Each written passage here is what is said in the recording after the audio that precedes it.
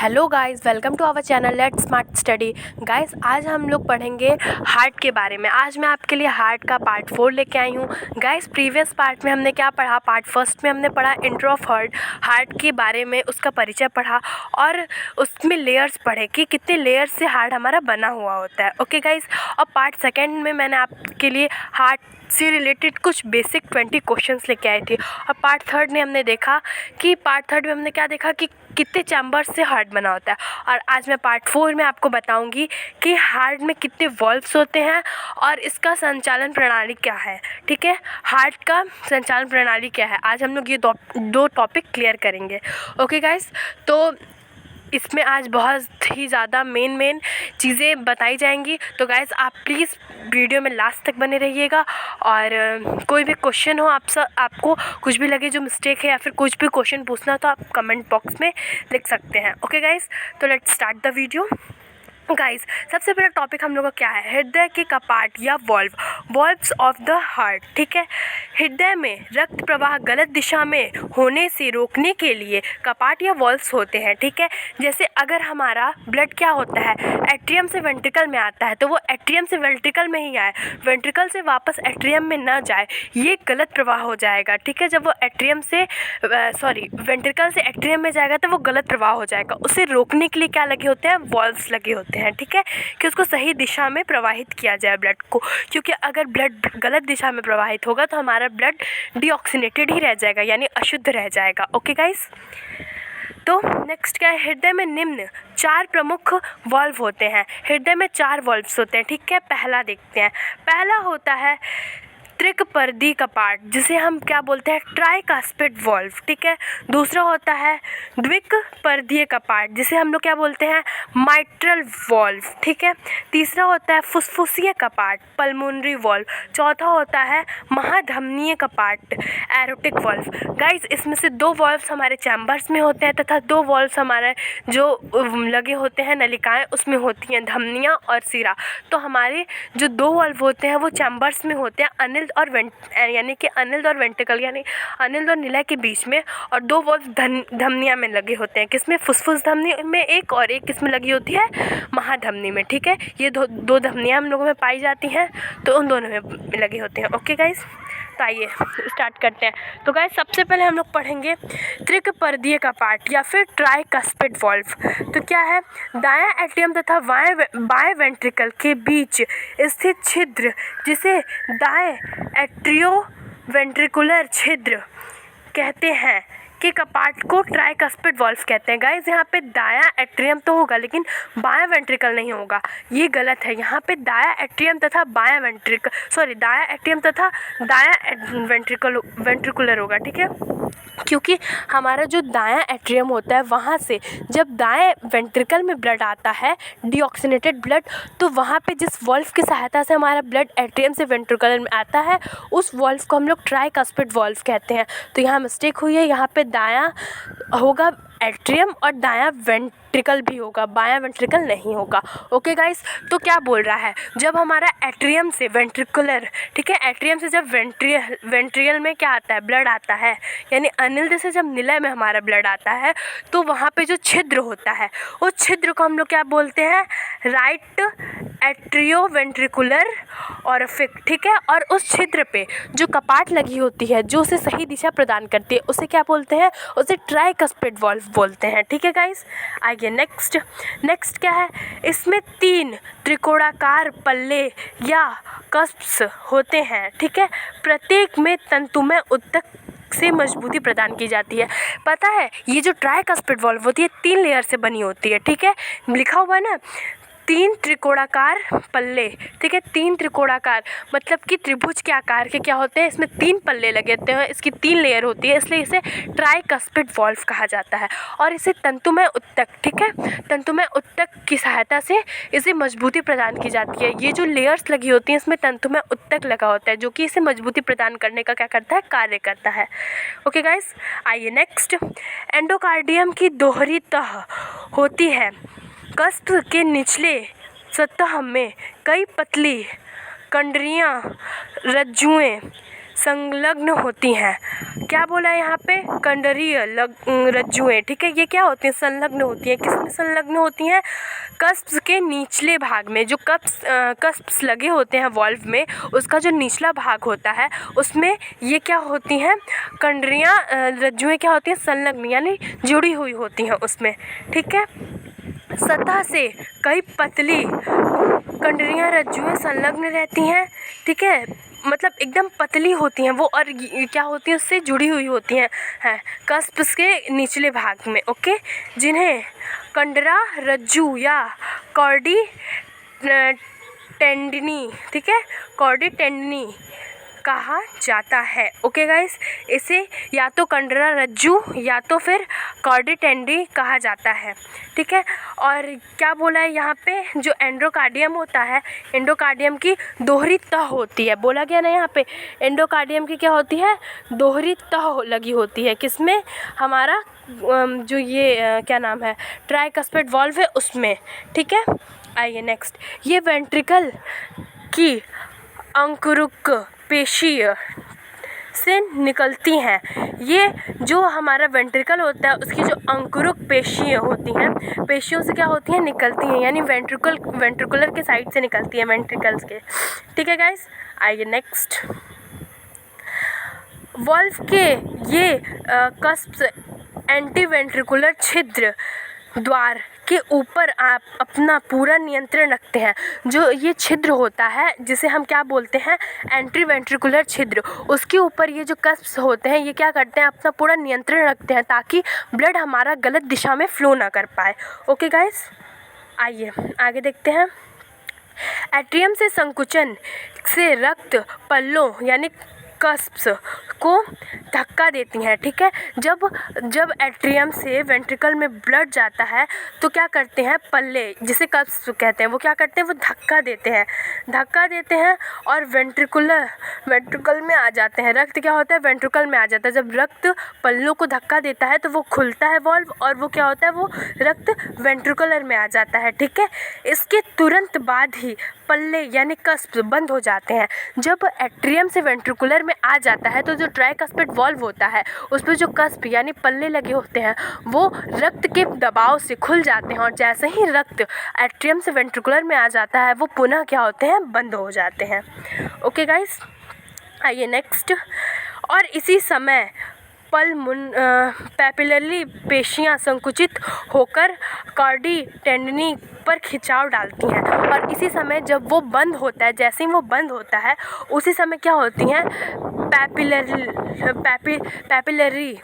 Papillary पेशियाँ जो होती हैं, जो उसमें लगी होती हैं पेशियाँ, वो क्या करती हैं? वो संकुचित मतलब कि फूलती और सिकुड़ती हैं, और क्या करती हैं? कार्डी टेंडनी पर क्या करती हैं? प्रभाव डालती हैं, जिससे कि वो क्या करता है? वो रक्त को गलत दिशा में यानी वापस एट्रियम में आने से रोकता है। ओके गाइस, खिंचाव डालती हैं जिससे कस्प एट्रियम में से धकेले जाने से रुक जाता है तथा रक्त वापस नहीं आता है, ठीक है, जैसा कि मैंने आपको बताया। आइए नेक्स्ट है द्विपर्दीय कपाट या मिट्रल वॉल्व। गाइस, इसे हम बाइकस्पिड वॉल्व भी कहते हैं। आइए पढ़ते हैं।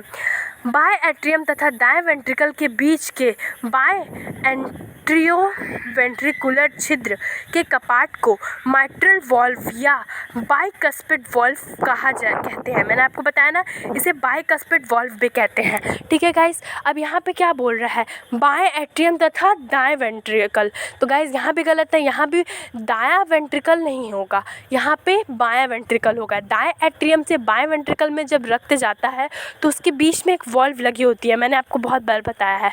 उस वॉल्व को क्या बोलते हैं? मिट्रल वॉल्व या फिर बाइकस्पिड वॉल्व, ठीक है। ये 2 लेयर से बनी होती है, इसीलिए इसको क्या बोलते हैं? द्विपर्दीय कपाट, ठीक है, मिट्रल वॉल्व बोलते हैं, बाइकस्पिड वॉल्व। ओके गाइस, और इसमें जो हमारा बायां एट्रियम से बाएं वेंट्रिकल में ब्लड आता है, ऑक्सीनेटेड ब्लड जब आता है तो जो छिद्र होता है उसे क्या बोलते हैं, उसे भी एंट्रियोवेंट्रिकुलर छिद्र बोलते हैं। ठीक है गाइस, एंट्रियोवेंट्रिकुलर छिद्र बोलते हैं। बस यहाँ कपाट का नाम चेंज हो जाता है, उस कपाट को माइट्रल वॉल्व या फिर बाइकस्पिड वॉल्व कहा जाता है। ठीक है, इसमें 2 पल्ले या फिर कस्प्स, पल्लों को कस्प्स कहते हैं, ठीक है, होते हैं। रचना ट्राइकस्पिड वॉल्व की तरह ही होती है। ठीक है, इसकी रचना क्या होती है, ट्राइकस्पिड वॉल्व की तरह ही होती है। सेम उसी तरह ये भी बनता है, बस इसमें 2 परतें होती हैं, यानी 2 पल्ले होते हैं, और ट्राइकस्पिड में 3 पल्ले होते हैं। ठीक है, 3 पल्लों के कारण उसको क्या बोलते हैं, ट्राइकस्पिड वॉल्व, और इसमें 2 पल्लों के कारण इसको क्या बोलते हैं, बाइकस्पिड या माइट्रल वॉल्व। ओके गाइस, आइए नेक्स्ट। यह बायां वेंट्रिकुलर के संकुचन के समय रक्त को बाएं एट्रियम में वापस नहीं जाने देती हैं। ठीक है, ये जो हमारा ट्राइकस्पिड वॉल्व होता है, ये जब हमारा बायां वेंट्रिकुलर से, जब बायां वेंट्रिकुलर में ब्लड आता है एट्रियम से, तो क्या होता है, ये बंद हो जाता है। और सेम उसी तरह इसमें हम लोगों का क्या था, क्या रोकता था इसको बंद होने के बाद, पैपिलरी पेशियाँ क्या होती, संकुचित होकर कॉर्डी टेंडनी को खिंचाव डालती हैं, और जिससे कि ये वापस जाने से रुकता है। सेम उसी तरह प्रोसेस इसमें भी होता है, बस फ़र्क क्या होता है दोनों में, कि इसमें 2 लेयर होती हैं, यानी 2 पल्ले होते हैं, उसमें 3 पल्ले होते हैं। ओके गाइस, आइए नेक्स्ट है फुसफुसीय कपाट, पल्मोनरी वॉल्व। ठीक है, दाएं वेंट्रिकुलर एवं फुसफुसीय धमनी के बीच के कपाट को फुसफुसीय कपाट या पल्मोनरी वॉल्व कहते हैं। ठीक है, अब हमारा जब अशुद्ध रक्त किससे, महाधमनी से राइट एट्रियम यानी कि दाएं अनिल्द में आता है, फिर ट्राइकस्पिड वॉल्व त्रिकपर्दीय कपाट से निलय यानी कि राइट वेंट्रिकल में आता है ब्लड, फिर वहाँ से राइट वेंट्रिकल से जो धमनी होती है उसे हम फुसफुस धमनी कहते हैं। तो राइट वेंट्रिकल यानी दायां अनिल्द से और दायां निलय से फुसफुस धमनी में जाने के लिए जो वॉल्व लगी होती है उसे हम क्या बोलते हैं, पल्मोनरी वॉल्व। लिखा हुआ है ना, दाएं वेंट्रिकल एवं फुसफुसीय धमनी, मैंने बताया ना आपको, दायां वेंट्रिकल यानी दायां निलय एवं फुसफुसी धमनी के बीच के कपाट को क्या बोलते हैं, फुसफुसीय कपाट या फिर पल्मोनरी वॉल्व। फुसफुसीय धमनी फुसफुसीय कपाट क्यों बोला जाता है, क्योंकि ये धमनी कहाँ जाके खुलती है, ये धमनी जाके फेफड़े में खुलती है, इसीलिए इसे फुसफुसी धमनी कहते हैं।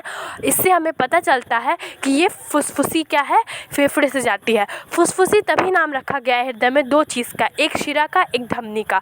शिरा का इसलिए क्योंकि शिरा क्या करता है, ब्लड को चेस्ट से हार्ट में लाने का काम करता है, इसीलिए उसको फुसफुसी कहा गया। और ये हार्ट से रक्त को चेस्ट में ले जाने का काम करती है, यानी धमनी और शिरा में एक ये भी अंतर होता है। शिरा जो होता है वो हार्ट से क्या करता है, चेस्ट से क्या करता है, ब्लड को हार्ट में लेके आता है, और हार्ट से ब्लड को चेस्ट में कौन ले जाता है, धमनी। तो फुसफुसी धमनी। ठीक है, तो हमारा फुसफुसी धमनी और दाएं वेंट्रिकल यानी कि दाएं निलय और फुसफुसी धमनी के बीच के वॉल्व को हम लोग कहते हैं पल्मोनरी वॉल्व। ठीक है, इसमें 3 अर्धचंद्राकार पल्ले यानी कस्प्स होते हैं। ठीक है, इसमें 3 आधे चंद्रमा के आकार के पल्ले लगे हुए होते हैं। ठीक है, जिन्हें अर्धचंद्राकार वॉल्व कहा जाता है। ठीक है, कस्प अपने मुड़ी हुई किनारों के द्वारा धमनियों की भित्ति में संलग्न रहते हैं, और जो ये कस्प होते हैं ये क्या होते हैं, अपने किनारों पर मुड़े हुए होते हैं, और मुड़े हुए होने के कारण ये क्या करते हैं, जो धमनी होती है उसकी जो भित्ति होती है, ठीक है, उस पर क्या होता है, संलग्न, उस भित्तियों से दोनों साइड ये मुड़े होते हैं अपने किनारे से, और उस भित्तियों से क्या होते हैं, जुड़े हुए होते हैं। ओके गाइस, आइए आगे। जबकि सीधे किनारे मुक्त रहती हैं। ठीक है, जो और वो जो नीचे की ओर वॉल्व, सॉरी ऊपर की ओर जब वॉल्व जाता है तो वो सीधा जो जाता है वो एक दूसरे से क्या हुआ होता है, आगे जाके जुड़ा हुआ होता है। सिर्फ रक्त के प्रेशर के कारण, प्रभाव के कारण वो खुलता है तथा फिर बंद हो जाता है। ओके गाइस, तो आइए देखते हैं आगे। और इसी प्रकार धमनी के सामने 3 पॉकेट्स बन जाते हैं। ठीक है, जैसे ही रक्त बाएं वेंट्रिकल से पल्मोनरी धमनी में अर्थात सही दिशा में बहता है, मतलब जब वेंट्रिकल से अगर वेंट्रिकल से रक्त एट्रियम में वापस जाएगा तो वो गलत दिशा है, लेकिन अगर वेंट्रिकल से रक्त धमनी में जा रहा है तो वो सही दिशा है। ठीक है, तो हमारा सही दिशा क्या होता है कि महाशिरा से अनिल्द में आना रक्त का, और अनिल्द से निलय में आना, और निलय से धमनी में जाना, ये हमारा सही दिशा है। और अगर रक्त वापस धमनी से वापस वेंट्रिकल में आ रहा है, वेंट्रिकल से वापस अनिल्द में जा रहा है, और अनिल्द से बाहर निकल रहा है महाशिरा के सहायता से, तो ये गलत दिशा है। ओके गाइस, तो आइए आगे बढ़ते हैं हम लोग। इसमें क्या होते हैं, 3 पॉकेट्स होते हैं। जैसे ही रक्त वेंट्रिकल से पल्मोनरी में जाता है अर्थात सही दिशा में बहता है, ये पॉकेट्स वाहिकाएं को भित्ति से सटकर चपटे हो जाते हैं। क्या होते हैं ये पॉकेट जो होते हैं, जो वाहिकाएं होती हैं यानी जो नलिका होती है उसकी जो भित्ति होती है उससे सट जाते हैं और उसी के समान चपटे हो जाते हैं। ओके गाइस, लेकिन जब वेंट्रिकल शिथिल हो जाती है, मतलब हल्की ढीली हो जाती है और रक्त गलत दिशा में अर्थात धमनी से वेंट्रिकल में बहने की कोशिश करता है, तब ये पॉकेट्स रक्त से भरकर फूल जाती हैं। तब क्या होता है, जब अगर रक्त उल्टी दिशा में यानी कि धमनी से वापस आने लगता है वेंट्रिकल में, तो ये जो 3 पॉकेट्स होती हैं ये जब जाता है, मतलब जब वेंट्रिकल से क्या होता है रक्त धमनी में जाता है, तब ये क्या करती हैं, जो वाहिका होती है, जो नलिका होती है उसकी भित्तियों से सट जाती हैं और चपटी हो जाती हैं। लेकिन जब हमारा रक्त वापस आने की कोशिश करता है धमनी से किसमें, वेंट्रिकल यानी कि निलय में, तो ये भित्तियाँ क्या होती हैं, उस टाइम ये भित्तियाँ ढीली हो जाती हैं और रक्त के कारण ये क्या करती हैं, फूल जाती हैं। ठीक है, आइए देखते हैं। तो पॉकेट्स में रक्त भरकर फूल जाता है, ठीक है, और मध्य में मिलकर छिद्र को पूर्ण रोकपेड़ बंद कर देता है। क्या करता है, और जब ये रक्त की सहायता से तीनों पॉकेट्स फूल जाते हैं तो क्या करते हैं, ये जो रक्त वापस आता है उनको छिद्र में जाने नहीं देते, छिद्र को क्या करते हैं, बंद कर देते हैं, खुद को फुला के रक्त भर के खुद में, और छिद्र को क्या करते हैं, बंद कर देते हैं। ओके गाइस, आइए आगे पढ़ते हैं हम लोग। तो वॉल्व का लास्ट है हम लोग का एरोटिक वॉल्व। आइए एरोटिक वॉल्व पढ़ते हैं। एरोटिक वॉल्व, यह वॉल्व बाएं वेंट्रिकल एवं महाधमनी एरोटा के बीच स्थित होता है। इसकी रचना और क्रिया पल्मोनरी वॉल्व के समान ही होती है। ठीक है, जिस प्रकार पल्मोनरी वॉल्व की संरचना होती है उसी प्रकार क्या होता है, एरोटिक वॉल्व की संरचना होती है। और जिस प्रकार जिस प्रकार हमारा ट्राइकस्पिड वॉल्व की संरचना होती है, सेम उसी प्रकार हमारा बाइकस्पिड वॉल्व की भी संरचना होती है। ओके गाइस, तो हमारा इसमें क्या बोल रहा है, इसमें ये कहाँ होती हैं, ये जो हमारा बायां वेंट्रिकल यानी राइट साइड का जो वेंट्रिकल होता है, और बायां वेंट्रिकल यानी लेफ्ट साइड का जो वेंट्रिकल होता है यानी निलय होता है, और महाधमनी जिससे क्या होता है ब्लड पूरे बॉडी में जाता है, उसे महाधमनी एरोटा कहते हैं, उसके बीच होती हैं। यानी ये क्या करती हैं, ये जो हमारा बायां अनिल्द में जो शुद्ध रक्त होता है जो कि खूब तेज़ी से प्रेशर देता है, सबसे तेज़ प्रेशर कौन देता है, दायां निलय खूब तेज़ी से प्रेशर देता है, तो कौन सी वॉल्व फूटती है, एरोटिक वॉल्व, और ये क्या करती है, सारे रक्त को एरोटा में भेजने का कार्य करती है।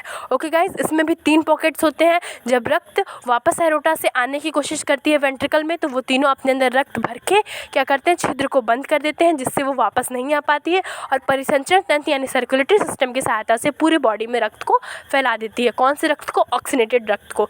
जब तक हमारा ब्लड में, रक्त में क्या होता है, ऑक्सीजन नहीं मिला रहता है, तो वो क्या होता है, अशुद्ध होता है। ये 1 पॉइंट में क्वेश्चन आता है कि हमारे ब्लड में ऐसे कौन सी चीज़ नहीं होती है, फिर कौन सा ऐसा पदार्थ नहीं मिला होता है जिसके कारण हमारा रक्त अशुद्ध होता है, तो वो है ऑक्सीजन। जब तक हमारे ब्लड में ऑक्सीजन नहीं मिला रहता है, हमारा ब्लड हल्का चॉकलेटी रंग का होता है। जब उसमें फेफड़ों की सहायता से उसमें फेफड़ों में जाता है, जब रक्त हृदय की सहायता से जब उसमें ऑक्सीजन मिल जाता है, तो वो क्या हो जाता है, हमारा हल्के लाल रंग का हो जाता है, और वो ऑक्सीनेटेड ब्लड कहलाता है। ओके गाइस, आगे हम लोग बढ़ते हैं।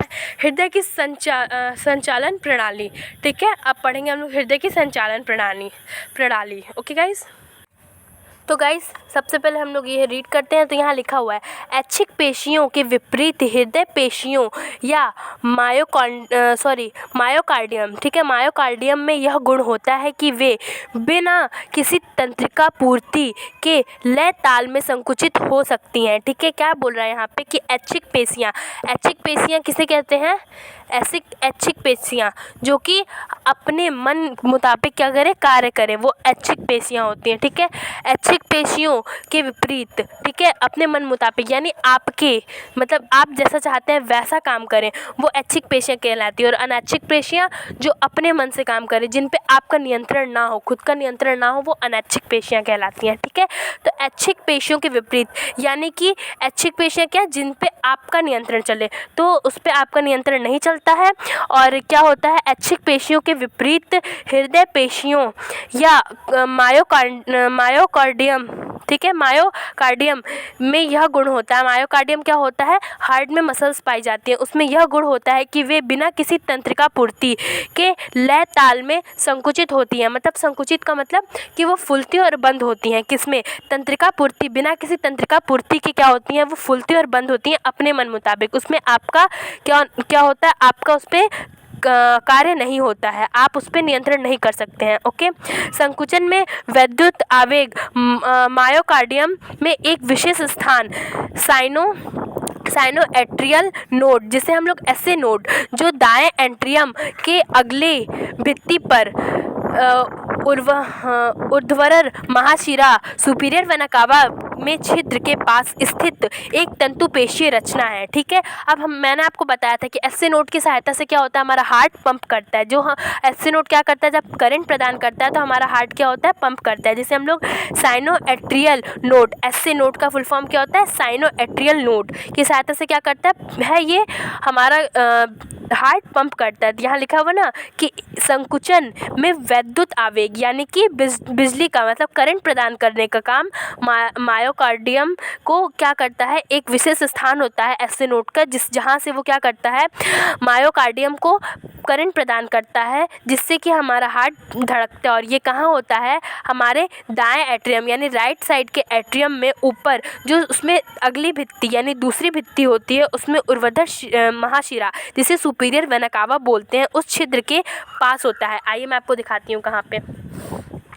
तो गाइस ये हमारा राइट एट्रियम है। राइट एट्रियम में ये हमारा क्या है, सुपीरियर वेना कावा।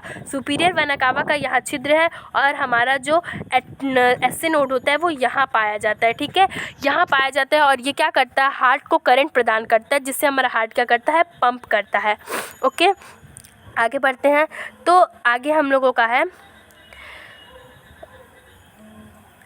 नेक्स्ट है जो स्थित एक तंतुपेशीय रचना होती है, जिसे हम क्या बोलते हैं, सुपीरियर वेना कावा के पास जो एसए नोड होता है उसे हम पेशीय रचना कहते हैं। ठीक है, से उठते हैं जो पहले एट्रियम या अलिंद में है और फिर वेंट्रिकल या निलय में फैल जाता है। क्या होता है, ये हमारा एट्रियम यानी अनिल्द से उठता है और वेंट्रिकल यानी निलय में फैल जाता है। ठीक है, जिससे पहले एट्रियम और फिर वेंट्रिकल में संकुचन होता है। क्या होता है कि ये सबसे पहले क्या करता है, सबसे पहले किसे करंट प्रदान करता है, एट्रियम को, जिससे एट्रियम को जब करंट प्रदान करता है तो एट्रियम संकुचन यानी फूलता और सिकुड़ता है, जिससे हमारा हार्ट क्या करता है, पंप करता है और सारा ब्लड एट्रियम से वेंट्रिकल में आता है। फिर ये किसको करंट प्रदान करता है, वेंट्रिकल को, फिर वेंट्रिकल में आता है, एट्रियम से क्या होता है, करंट प्रदान करता है वेंट्रिकल में, वेंट्रिकल से सारा रक्त कहाँ जाता है, हमारा फुसफुस धमनी में। ठीक है, तो क्या बोला, जिससे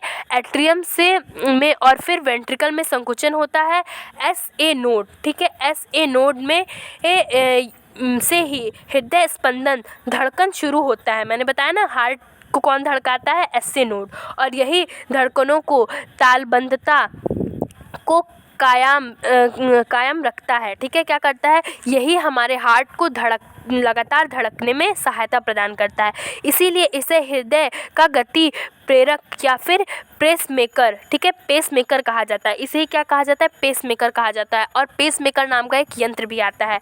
ठीक है, एसए नोड में उठने वाले आवेग को एट्रियोवेंट्रिकुलर नोड, ठीक है, इसे क्या बोलते हैं, एट्रियोवेंट्रिकुलर नोड। जो इसमें आवेग, जो विद्युत उत्पन्न होता है, विद्युत से जो आवेग उत्पन्न होता है उसे क्या बोलते हैं, एट्रियोवेंट्रिकुलर नोड बोलते हैं, जिसे हम इंग्लिश में क्या बोलते हैं, एवी नोड, ठीक है, एवी नोड। जो ट्राइकस्पिड वाल्व के समीप एट्रियल, जो ट्राइकस्पिड वाल्व के समीप एट्रियल सेप्टम की भित्ति में स्थित होता है। एट्रियल सेप्टम क्या, मैंने आपको बताया था, एक सेप्टम होता है जो कि इसे बेस से एपेक्स तक अलग करता है। 2 सेप्टम पाए जाते हैं, ठीक है, तो उसमें एक सेप्टम क्या होता है, एट्रियल सेप्टम की जो भित्ति होती है उसमें स्थित होता है, क्या स्थित होता है, एवी नोड, ठीक है, में पहुंच जाता है। क्या होता है, जब करंट प्रदान करता है तो वो आवेग कहाँ तक पहुंचता है, हमारा एट्रियल सेप्टम की भित्ति, एट्रियल सेप्टम की भित्ति में पहुंच जाता है, ठीक है। कुछ क्षण के उपरांत यह आवेग बंडल ऑफ हिज, ठीक है, बंडल ऑफ हिज में फैलता है, ठीक है, बंडल ऑफ हिज में फैल जाता है। इसकी 2 शाखाएं होती हैं, बंडल ऑफ हिज की 2 शाखाएं होती हैं, एक दाएं और दूसरी बाएं वेंट्रिकल को जाती हैं, ठीक है, एक कहाँ जाती हैं, एक दाएं वेंट्रिकल को जाती हैं, एक बाएं वेंट्रिकल को जाती हैं, ठीक है। ये शाखाएं आगे चलकर विशेष तंतु में परिवर्तित होती हैं, ठीक है, ये जो शाखाएं होती हैं ये आगे जाके एक विशेष तंतुओं में परिवर्तित हो जाती हैं, जिन्हें परकिंजी तंतु फाइब्रस कहते हैं, ठीक है, परकिंजी तंतु फाइब्रस कहते हैं, जिन्हें क्या कहते हैं हम लोग, जब ये आगे जाके तंतु में परिवर्तित होती हैं उस तंतु को हम लोग परकिंजी तंतु फाइब्रस कहते हैं, ठीक है, जो आवेग को वेंट्रिकल के सभी भागों में संचारित करती हैं। जो आवेग को, यानी जो विद्युत उत्पन्न होता है एसए नोड को, एसए नोड से उसे सभी वेंट्रिकल के भागों में संचारित करती हैं, ठीक है। तो हमारा परिकंजी